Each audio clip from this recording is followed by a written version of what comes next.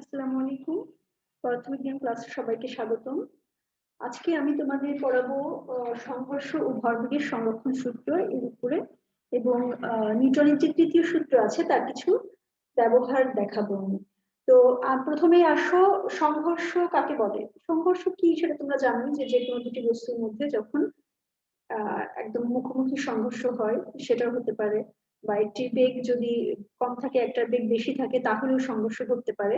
তো এই হচ্ছে একটি সংঘর্ষের আমি মোটামুটি একটা চিত্র দিয়েছি যে M1 ভর বিশিষ্ট এবং U1 বেগ বিশিষ্ট, U1 বেগে M1 ভরের একটি বস্তু, M2 বা U2 বেগে গতিশীল M2 ভরের একটি বস্তুর সঙ্গে সংঘর্ষ ঘটলো। তো সংঘর্ষটা কখন ঘটবে? দুটি যখন একই দিকে গতিশীল আছে তখন সংঘর্ষ ঘটবে সেই সময় যখন U1 এর মানটা বড় হবে, অর্থাৎ U1 is greater than U2 হবে। যেহেতু দুটি একই দিকে গতিশীল, তাহলে সংঘর্ষ ঘটার জন্য শর্তটা হচ্ছে প্রথম যে পিছনে যে বস্তুটা আছে M1 ভরের, এর যে গতিবেগ সেটা অবশ্যই বেশি হবে U2 থেকে, তাহলে আমাদের সংঘর্ষটা ঘটবে। ঠিক আছে, তো আমরা দেখছি যে এরকম দুটি বস্তু পরস্পর এখানে সংঘর্ষ ঘটলো, এর বলে সংঘর্ষ ঘটলো। আচ্ছা, সংঘর্ষ ঘটার পর বস্তু দুটি আবার পৃথক হয়ে ভিন্ন দুটি বেগ নিয়ে V1 এবং V2 বেগ নিয়ে চলতে শুরু করলো। তাহলে M1 ভরের শেষ বেগ হচ্ছে, বা সংঘর্ষের পরে যে বেগ সেটা হচ্ছে V1, আর সংঘর্ষের পরে M2 এর বেগ হচ্ছে V2। তো আমরা এইটুকু পর্যন্ত মোটামুটি বুঝতে পারলাম এটি একটি সংঘর্ষের চিত্র। এখন এই সংঘর্ষ যে ঘটছে, সংঘর্ষে ভরবেগ সংরক্ষিত থাকে। তো ভরবেগ সংরক্ষণের সূত্রটা হচ্ছে কি, সংঘর্ষের পূর্বে মোট ভরবেগ এবং সংঘর্ষের পরের মোট ভরবেগ এটা সম্পূর্ণ সংরক্ষিত থাকবে, অর্থাৎ সমান হবে। তাহলে ভরবেগের সংরক্ষণ সূত্র অনুযায়ী আমি লিখতে পারি M1 U1 plus M2 U2, এটা সমান হচ্ছে M1 V1 plus M2 V2। এইটা হচ্ছে ভরবেগের সংরক্ষণ সূত্র। এখন আমরা দেখি সংঘর্ষ কত প্রকার হতে পারে। সংঘর্ষ কত প্রকার? সংঘর্ষ এক, স্থিতিস্থাপক সংঘর্ষ,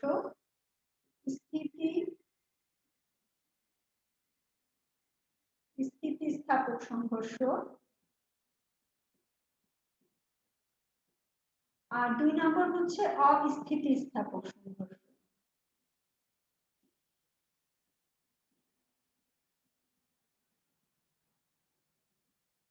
এখন দেখো, স্থিতিস্থাপক সংঘর্ষ অস্থিতিস্থাপক সংঘর্ষ দুটি সংঘর্ষের ক্ষেত্রেই আমরা ভরবেগের সংরক্ষণ সূত্র মেনে চলবে, এটা আমরা জানবো। কিন্তু দুটির মধ্যে একটি বড় পার্থক্য হচ্ছে স্থিতিস্থাপক সংঘর্ষের ক্ষেত্রে আমি যে একটি সংঘর্ষ দেখিয়েছি এটা মূলত স্থিতিস্থাপক একটি সংঘর্ষ। স্থিতিস্থাপক সংঘর্ষের ক্ষেত্রে কি হয়, এটা স্থিতিস্থাপক সংঘর্ষের একটি চিত্র। স্থিতিস্থাপক সংঘর্ষ, দেখো এই সংঘর্ষে কি হবে, এখানে ভরবেগ সংরক্ষিত থাকবে, ভরবেগ সংরক্ষিত হবে। এক হচ্ছে ভরবেগ সংরক্ষিত হবে, আর দুই হচ্ছে গতিশক্তিও সংরক্ষিত হবে। গতিশক্তি সংরক্ষিত হবে। তাহলে গতিশক্তি সংরক্ষিত হবে এই কথাটার অর্থ হচ্ছে যে সংঘর্ষের পূর্বের মোট গতিশক্তি এবং সংঘর্ষের পরের মোট গতিশক্তি সমান হবে।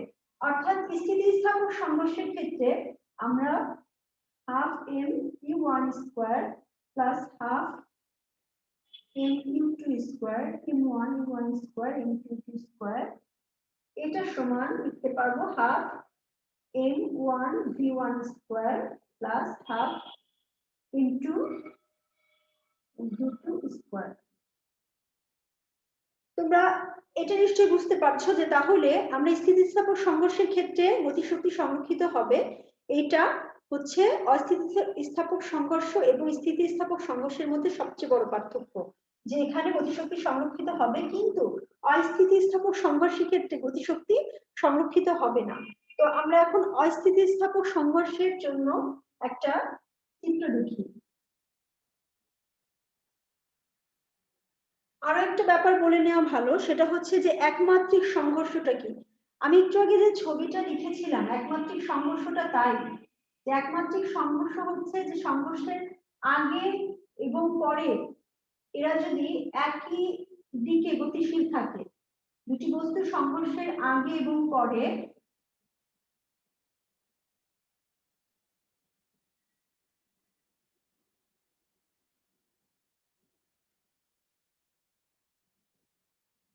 দেখো দুটি বস্তু সংঘর্ষের আগে এবং পরে যদি একই দিকে গতিশীল থাকে, সংঘর্ষের পূর্বে যে দিক বরাবর চলছিল বা একটি সরলরেখা বরাবর যদি গতিশীল থাকে, তাহলে আমরা এই একমাত্রিক সংঘর্ষ কি বলবো আমরা স্থিতিস্থাপক। এটি একটি পূর্ণ স্থিতিস্থাপক সংঘর্ষ এবং এটি একটি একমাত্রিক সংঘর্ষ।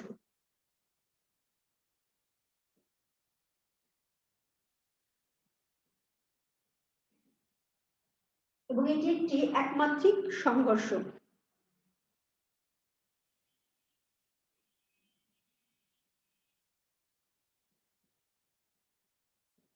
তাহলে পূর্বে এবং পরের যে মাত্রাটা বা মাত্রা বলতে একটা মাত্রা বরাবর অর্থাৎ একটি সরলরেখা বরাবর সংঘর্ষটা সংঘটিত হচ্ছে, সেজন্য এটাকে বলছি পূর্ণ স্থিতিস্থাপক সংঘর্ষ এবং একমাত্রিক সংঘর্ষ।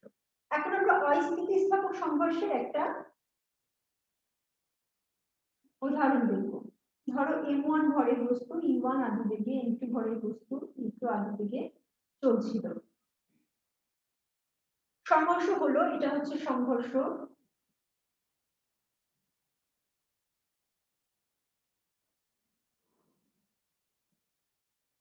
তাহলে সংঘর্ষের পরে দুটি বস্তু মিলিত অবস্থায় যদি একদিক চলে, অর্থাৎ এটা m1 m2 আর v মিলিত বেগ হচ্ছে, দুটি বস্তু মিলিত বেগ v। তাহলে দেখো এইটা হচ্ছে একটি অস্থিতিস্থাপক সংঘর্ষ, অর্থাৎ পূর্বের যে গতিশক্তি সেটা কিন্তু পরের গতিশক্তির সমান হবে না। তো আমরা এই ক্ষেত্রে গতিশক্তি এখানে ভরবেগ সংরক্ষিত হবে, এটা হচ্ছে অস্থিতিস্থাপক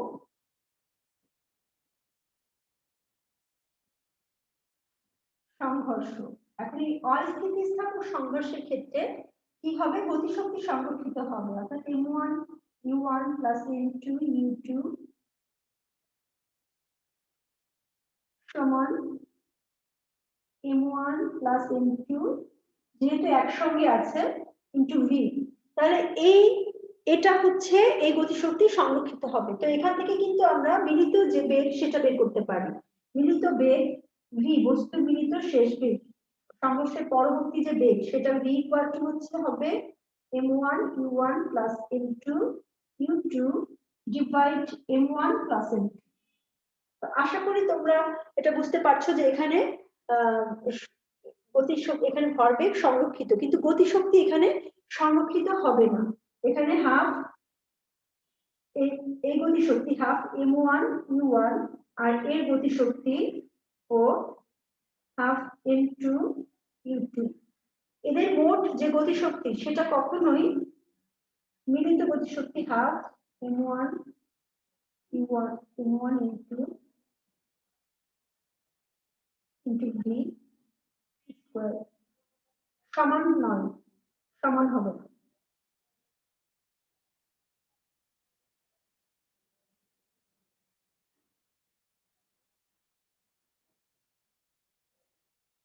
এটা সমান হবে না, অর্থাৎ এখানে গতিশক্তি সংরক্ষিত হবে না। এটা হচ্ছে আমাদের প্রধান আরেকটা জানার বিষয়। ওকে, তাহলে আমরা মোটামুটি সংঘর্ষ সম্পর্কে জানলাম। এখন আমাদের এই সংঘর্ষের যে সূত্রটা আছে বা ভরবেগের সংরক্ষণ যে সূত্রটা আছে, এই সূত্রটা অ্যাপ্লাই করে আমাদের আরো কিছু নিয়ম আছে, আরো কিছু সূত্র আছে বা সেগুলো আমরা প্রাকৃতিক কিছু ঘটনা আছে সেই ঘটনাগুলো আমরা দেখবো। তাহলে এখন আমরা চলে যাই নিউটনের তৃতীয় সূত্র। নিউটনের থার্ড ল, নিউটনস থার্ড লটা কি ছিল, ক্রিয়া ও প্রতিক্রিয়া বল পরস্পর সমান এবং বিপরীতমুখী। আমরা এখন সেই সূত্রটা দেখব, যে নিউটনের তৃতীয় সূত্র। তৃতীয় সূত্র। তাহলে নিউটনের তৃতীয় সূত্রে আমরা ক্রিয়া ও প্রতিক্রিয়া বল পরস্পর সমান ও বিপরীতমুখী সেটা আমরা জানি। তাহলে ক্রিয়া বল, ক্রিয়া বল এবং প্রতিক্রিয়া বল। তাহলে একটি বস্তু যদি কোনো বস্তুর উপরে বল প্রয়োগ করে তাহলে সেটা হচ্ছে ক্রিয়া বল, আর বস্তুটি তাকে যে তার উপরে যে বলটা প্রয়োগ করবে সেটা হচ্ছে প্রতিক্রিয়া বল। তাহলে ক্রিয়া ও প্রতিক্রিয়া পরস্পর সমান কিন্তু বিপরীতমুখী হবে, অর্থাৎ ক্রিয়া বল সমান নেগেটিভ সাইন অফ প্রতিক্রিয়া বল।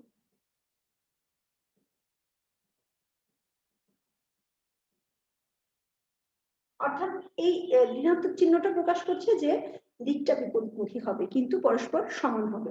আমরা এর কিছু উদাহরণ এখন দেখে নিই। সাথে সাথে ভরবেগের সংরক্ষণ সূত্রটাও আমাদের কাজে লাগবে, আমরা সেটাও দেখবো। দেখো ক্রিয়া বল, তাহলে আমরা প্রথমে আসি বন্দুকের পশ্চাৎগতি। বন্দুকের পশ্চাৎগতি, দেখো বন্দুকের পশ্চাৎগতিটা কেন হয়, এখানে আমরা ভরবেগের সংরক্ষণ সূত্রটাও অ্যাপ্লাই করব। ধরো একটা বন্দুক থেকে গুলি সামনের দিকে এগোচ্ছে, তাই না? এটা একটা বন্দুকের গুলি, মনে করো গুলিটা সামনের দিকে এগিয়ে যাচ্ছে। তাহলে গুলির যে বেগ সেটা যদি স্মল ভি হয় আর গুলির ভর যদি স্মল এম হয়, এবং এখানে যে বন্দুক আছে এটা হচ্ছে বন্দুকের ভর ক্যাপিটাল এম, আর বন্দুকের যে পশ্চাৎ বেগ এটা যদি ভি দিয়ে আমি প্রকাশ করি, তাহলে প্রথমে প্রাথমিক অবস্থায় কি হচ্ছে যে বন্দুক এবং গুলি দুটি স্থির ছিল। তো যখন ট্রিগার চেপে যখন হচ্ছে গুলিটাকে বাইরে বের করার জন্য বাইরে বের করা হয়, তখন গুলির যে বেগ আছে ভর বেগ সেটা কি সেই ভর বেগে খুব দ্রুত গতিতে সামনে এগিয়ে যাবে, এবং তার প্রতিক্রিয়া স্বরূপ বন্দুকে সেগুলিটা বের হওয়ার সময় তাকে একটা ধাক্কা দিবে। প্রতিক্রিয়া যে বলটা তার ক্রিয়া বল সামনের দিকে, আর প্রতিক্রিয়া বল হচ্ছে বন্দুকের এই পশ্চাৎ দিকে, মানে পিছনের দিকে বন্দুকটা তখন সমান ভরবেগে পিছনের দিকে সরে আসবে। তাহলে আমাদের হচ্ছে এখানে ভরবেগের সংরক্ষণ সূত্র যদি বলি যে গুলি ছোড়ার পূর্বে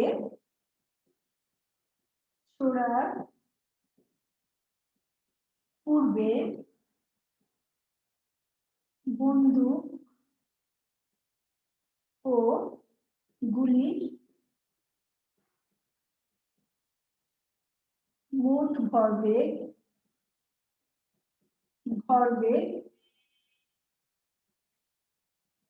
শূন্য, আর গুলি ছোড়ার পর মোট ভরবেগ হবে হচ্ছে M V plus small M V, তাই না? তাহলে আমরা লিখতে পারি অতএব ভরবেগের সংরক্ষণ সূত্র অনুযায়ী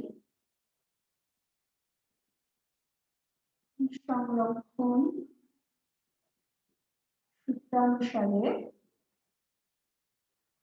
কি লেখা যায় ভরবেগের সংরক্ষণ সূত্র অনুসারে, তাহলে শূন্য ইকুয়াল টু হচ্ছে M V plus small M V, তাই না? তাহলে এখান থেকে আমি লিখতে পারি এম ভি সমান মাইনাস স্মল এম ভি। এখন বন্দুকের পশ্চাৎ বেগ যদি নির্ণয় করতে চাই, ভি ইকুয়াল টু তাহলে হবে minus M small V divided by capital. তাহলে এটা হচ্ছে বন্দুকের পশ্চাৎ বেগ। তাহলে বন্দুকের পশ্চাৎ বেগ আমরা এইভাবে সূত্রের সাহায্যে নির্ণয় করতে পারি, ভরবেগের সংরক্ষণ সূত্র এবং নিউটনের তৃতীয় সূত্রের ব্যবহার করে আমরা এটা বের করতে পারি। এটা এক নাম্বার। এখন এর পরবর্তীতে আমরা আরেকটা জিনিস শিখি,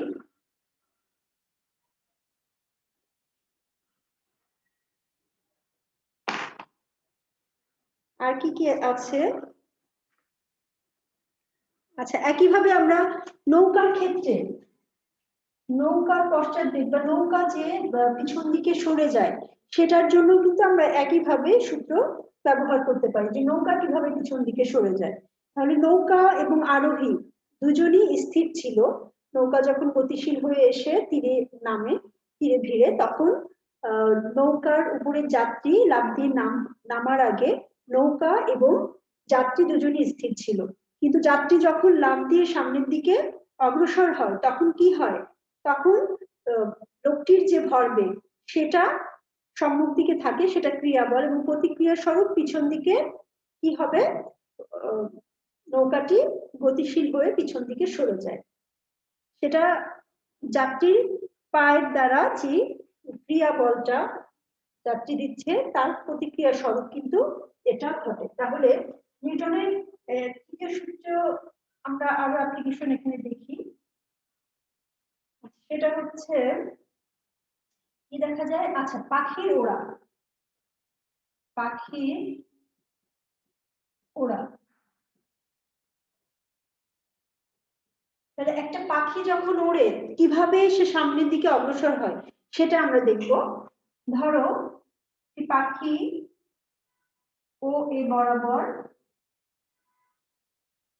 সম্মুখ দিকে অগ্রসর হয়েছে, তাহলে ও এ বরাবর পাখি যখন অগ্রসর হচ্ছে তখন তার এই যে ও বিন্দুতে এইদিকে এবং এই দিকে তার ডানা দ্বারা পাখি ও বি এবং ও সি বরাবর ডানা দ্বারা বায়ুর উপর বল প্রয়োগ করে, বায়ুর উপর পাখির ডানা দ্বারা, ডানা কর্তৃক প্রযুক্ত বল। তাহলে দুটি ডানা দ্বারা এখানে বায়ুর উপর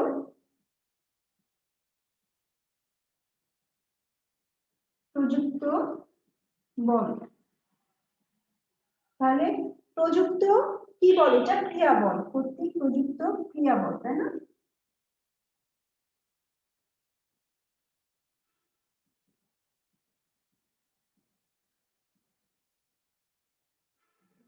তাহলে এইভাবে পাখিটা কি করে, বায়ুর উপরে তার দুই পাশে দুটি ডানা দিয়ে, এখানে ওবি এবং ওসি বরাবর দুটি ডানা দিয়ে পাখিটা তার বায়ুর উপরে ডানা দ্বারা প্রযুক্ত বল ক্রিয়া করছে। তাহলে ক্রিয়া বল হচ্ছে পাখির ডানা কর্তৃক প্রযুক্ত বল। আর এই যে আমি এই চিত্রটা এই পাশে এঁকে দেখাচ্ছি, তখন কি হবে, এই ও বিন্দুতে ডানা কর্তৃক, বা আমি এখানে দেখাচ্ছি, তাহলে প্রতিক্রিয়া বল এইভাবে যাবে, একসঙ্গে দেখালে আরো সুবিধা হবে তোমাদের। এইটা হচ্ছে প্রতিক্রিয়া বল, এইটা হচ্ছে প্রতিক্রিয়া বল।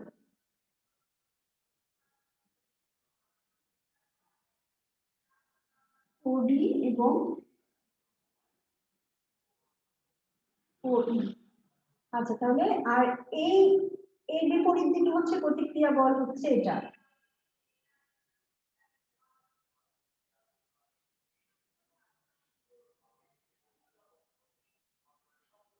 এটা হচ্ছে প্রতিক্রিয়া বল, প্রতিক্রিয়া বল, তাই না? তাহলে ওবি এর প্রতিক্রিয়া বল হচ্ছে ওডি, আর ওসি এর প্রতিক্রিয়া বল হচ্ছে ওই, এটা আমরা পেলাম। এখন দেখো এই যে এটা এটা কিন্তু আমরা কি বের করছি, দেখো তো প্রতিক্রিয়া বল, তার মানে এটা কিন্তু আমরা সামান্তরিক সূত্র অনুযায়ী যদি বলো এদের লব্ধি ও এ হচ্ছে এদের লব্ধি, তাই না? তাহলে দেখো এখানে যদি আমি এটা আঁকি তাহলে কি হচ্ছে, এই যে সামান্তরিক সূত্র অনুযায়ী যদি আমি দেখি তাহলে এটা হচ্ছে কর্ণ, তাই না? এটা একটা সামান্তরিক এর কর্ণ, সামান্তরিক সূত্র এটা আয়তক্ষেত্রের মতো যেটাই হোক, এখানে এই কর্ণ বরাবর হচ্ছে লব্ধি ক্রিয়াশীল। তাহলে এখানে দেখো ওডি এবং ওই এর যে লব্ধি বল, এই প্রতিক্রিয়া দুটি বলের লব্ধি বল হচ্ছে ও এ বরাবর ক্রিয়াশীল, তাই না? ও এ বরাবর ক্রিয়াশীল, এই জন্য পাখি এইভাবে সামনের দিকে অগ্রসর হয়।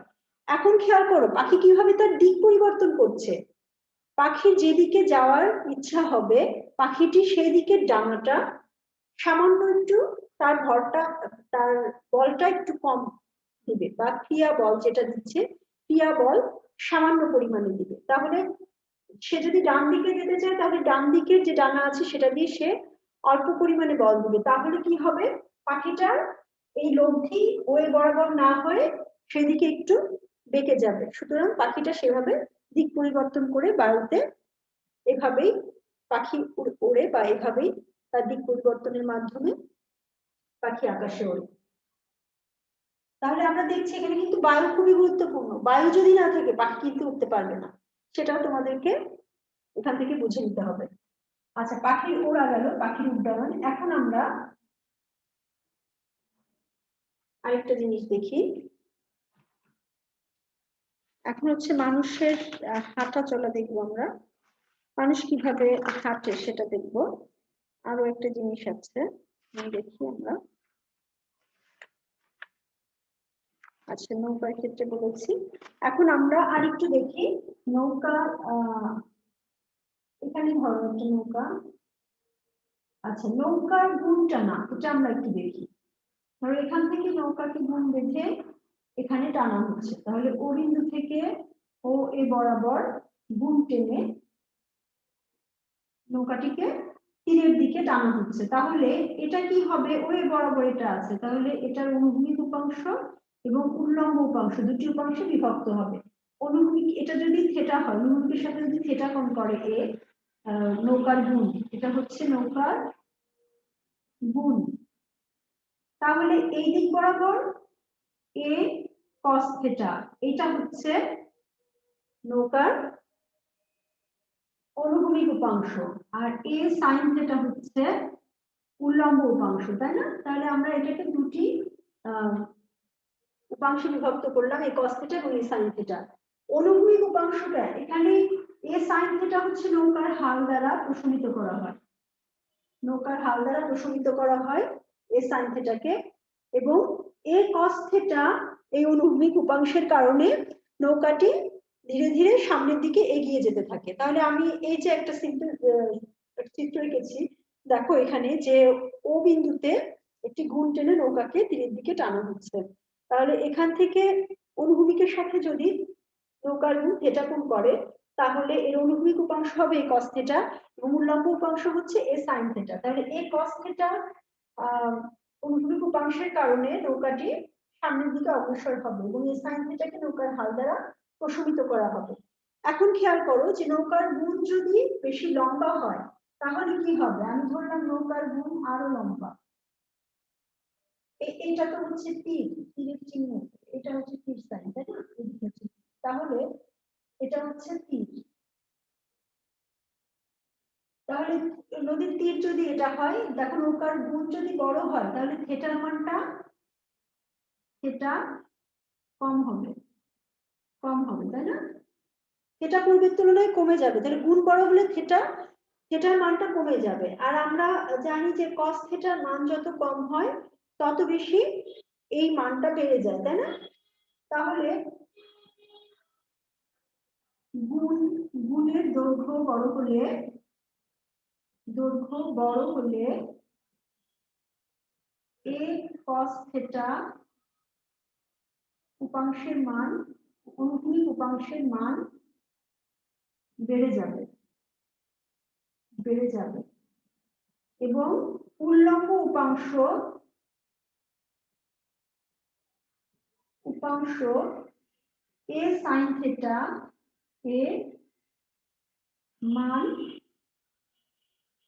কম হবে, তাই না? তাহলে sin থেটার মান যত থেটার মানটা যত বাড়ে, থেটার মান যত কম হবে sin থেটার মান তত বৃদ্ধি পেতে থাকবে, কমতে থাকবে, সরি।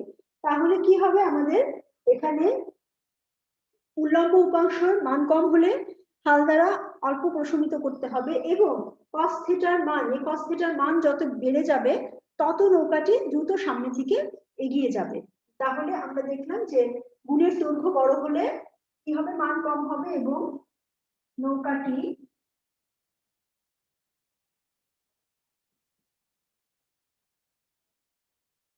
দ্রুত সামনে এগিয়ে যাবে। যাবে, দ্রুত সামনের দিকে এগিয়ে যাবে।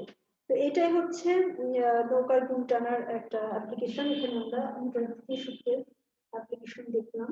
আর এখানে হচ্ছে বিভাজন, ভেক্টর বিভাজনের যে সূত্র আছে সেটা থেকে আমরা কিন্তু এটা পেলাম।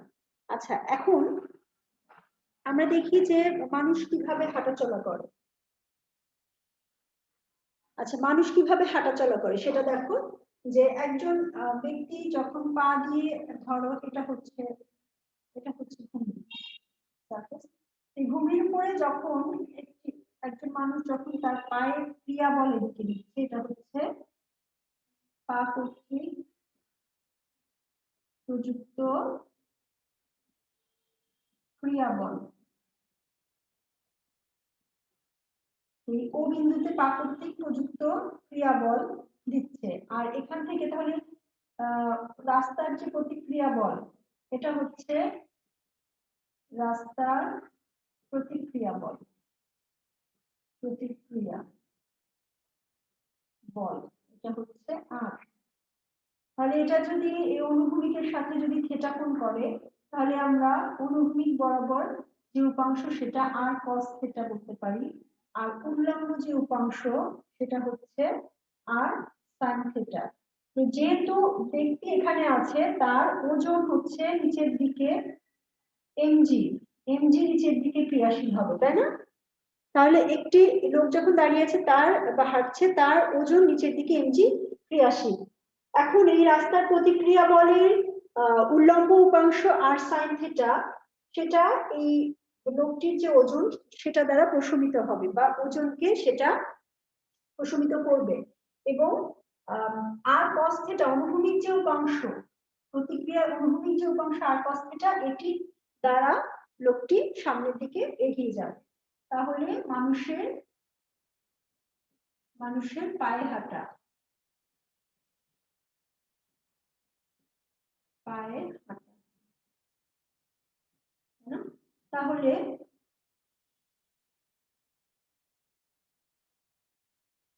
মানুষ কিভাবে পায়ে হেঁটে সামনে অগ্রসর হয় আমরা সেটাও দেখলাম।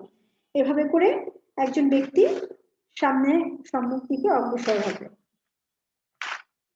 ঠিক আছে, আর কি হতে পারে আমরা আরেকটু দেখব। ঠিক আছে, এইটুকু হলো। এখন আমরা আরেকটু দেখবো হচ্ছে নিউটনের তৃতীয় সূত্রের আরেকটা অ্যাপ্লিকেশন দেখবো, সেটা হচ্ছে একটি রকেট কিভাবে চলে, তাই না? একটি রকেট কিভাবে চলে। তো আমরা ধরি এরকম একটা রকেট, বায়ুর মাধ্যমে এরকম একটি রকেট চলছে। তো এদিক দিয়ে হচ্ছে গ্যাস নির্গমন হচ্ছে, গ্যাস নির্গমন হচ্ছে এখান দিয়ে, এটি হচ্ছে রকেট। তাহলে পিছন দিয়ে আমি ধরছি যে ডিএম পরিমাণ গ্যাস ডিটি সময়ে ভি বেগে, ভি স্মল বেগে গ্যাস বের হচ্ছে। আর রকেটের ভর হচ্ছে এম ভর বিশিষ্ট একটি রকেট, এটি সম্মুখ দিকে অগ্রসর হচ্ছে। তাহলে এই যে ধাক্কা বল এফ, এফ হচ্ছে রকেটের ধাক্কা বল, তাই না?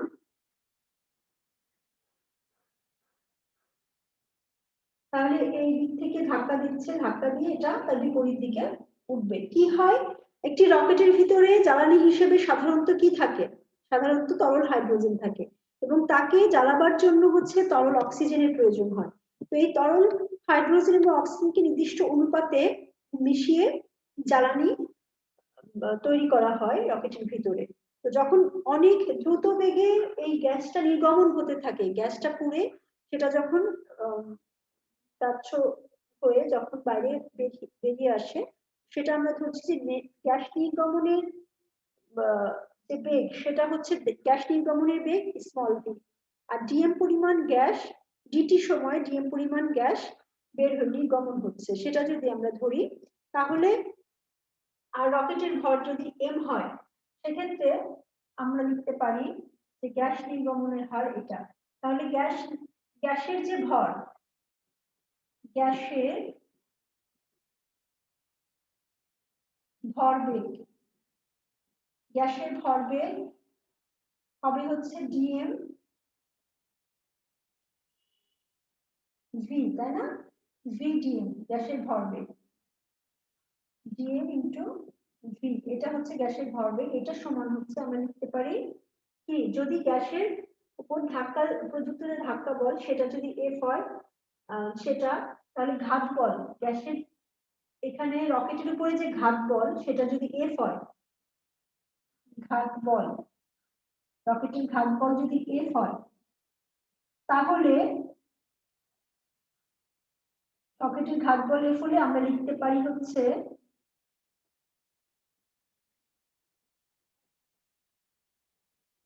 এফ গুণ ডেলটি গুণ ডিটি, তাই না? তাহলে ভি ভি গুণ ডিএম সমান হচ্ছে এফ গুণ ডিটি। এটা হচ্ছে গ্যাসের ভরবেগ। এটা কি করবে, এই যে রকেটের উপরে ধাক্কা বলটা দিচ্ছে সেটা হচ্ছে একটা মুহূর্তের মধ্যে একটি ঘাত বল হবে। তাহলে আমরা জানি যে বলের ঘাত, তাই না? ঘাত বল এফ যদি হয় তাহলে বলের ঘাত সমান হচ্ছে ভরবেগের পরিবর্তন, তাই না? বা ভরবেগ। তাহলে আমরা এই ভরবেগ সমান হচ্ছে বলের ঘাত, এটা আমরা লিখতে পারি। এখান থেকে আমরা এফ ইকুয়াল টু তাহলে লিখছি রকেটের উপর প্রযুক্ত ধাক্কা বল, সেটা এফ ইকুয়াল টু হচ্ছে dm by dt into V, তাই না? এটা আমরা দেখছি। তাহলে এখানে এই যে ডিএম বাই ডিটি হচ্ছে গ্যাস নির্গমনের হার, গ্যাস বা জ্বালানির হার, নির্গমনের হার, এটা হচ্ছে ডিএম বাই ডিটি। ওকে, তাহলে এখন আমরা দেখো এটা লিখতে পারি ডিএম বাই ডিটি। ওকে, এটা এক নাম্বার। আবার আমরা জানি এফ ইকুয়াল টু হচ্ছে এম এ, তাই না? রকেটের ভর, আর রকেট যে ত্বরণে গতিশীল, রকেটের ত্বরণ যদি এ হয় তাহলে F equal to M A আমরা লিখতে পারি এফ ইকুয়াল টু, সুতরাং এম এ সমান হচ্ছে লেখা যায় dm by dt into V, বা এ সমান V by M dm by dt. এটা হচ্ছে রকেটের ত্বরণ, অর্থাৎ এই ত্বরণে রকেটটা ঊর্ধ্বমুখী গতিশীল। এখন আমরা যদি ধরি যে রকেটের ওজন mg নিচের দিকে ক্রিয়াশীল, তাহলে এই ত্বরণটা এটা কি হবে, এটা উপরের দিকে গতিশীল, তাই না? সেটা যদি হয় আমাদের এইখানে আমাদেরকে এই mgটা মাইনাস করে তারপরে হচ্ছে আমাদের এটা উপরে উঠবে, অর্থাৎ রকেটের উপরে যে লিড বল সেটা কাজ করবে, ধাক্কা বল সেটা আগে mg কে প্রশমিত করবে, তারপর এটা ঊর্ধ্বমুখে গতিশীল হবে। কিন্তু সাধারণত রকেট মহাকাশেই চলাচল করে, সেজন্য আমরা এর গতির সাপেক্ষে এটা এতই নগণ্য, রকেটের ত্বরণ অপেক্ষা জি এতই নগণ্য যে এটাকে উপেক্ষা করা হয় এবং বাতাসের বাধাকে উপেক্ষা করা হয়। সেজন্য আমরা রকেটের ক্ষেত্রে এই সূত্রে জি সমান 0 ধরি, জি সমান 0 ধরি। যোগকর্ষণ ত্বরণের প্রভাব রকেটের উপরে প্রায় কাজ করে না বললেই চলে। সেজন্য আমরা আসলে এখানে যে ত্বরণটা পাই সেটা হচ্ছে V by M dm by dt, এটাই হচ্ছে রকেটের ত্বরণের সূত্র। তো আজকে তোমাদের সঙ্গে এই পর্যন্তই। আগামী দিন আবার দেখা হবে। তোমরা এর উপরে যে অঙ্কগুলো আছে সেগুলো করার চেষ্টা করবে, আমি চেষ্টা করবো যে দু একটা সলিউশন তোমাদের করিয়ে দেওয়ার জন্য। তো সবাই ভালো থেকো, সুস্থ থেকো, আল্লাহ হাফিজ।